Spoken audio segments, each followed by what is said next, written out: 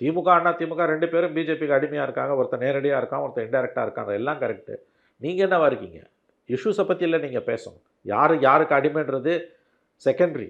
இஷ்யூஸ்ல உங்க கருத்து என்ன? Because you are running an independent political party. Thiruparankundram இஷ்யூல நீ வாயே தொறக்கல.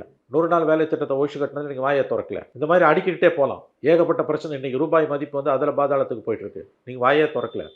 இந்த மாதிரி மாநில உரிமைகள் பறி போயிட்டு இருக்குது. வாயே தொறக்கல. இந்த மாதிரி எவ்வளோ விஷயங்கள் நம்ம அடுக்கிக்கிட்டே போலாம். மாநில அரசுக்கு தப்பு பண்ணுதுன்னா, அதோட 10 மடங்கு அதிகமா மத்திய அரசு தப்பு பண்ணுது. அத பத்திலாம் வாய் தொறக்காம கேட்டா, எனக்கு எப்போ வாய் தொறக்கணும்னு எனக்கு தெரியும். நீ யார் என்ன கேட்கறது? இத பத்தி ஏன் பேசல? அத பத்தி என்ன பேசணும்? எத பத்தி பேசணும்னு எனக்கு தெரியும்னு ஆணவமா பேசுறது. இஷ்யூஸ பத்தி என்ன உங்க கருத்து?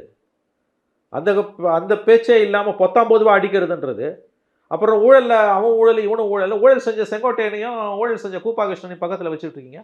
அதுல தானே இருந்தாங்க அவங்க.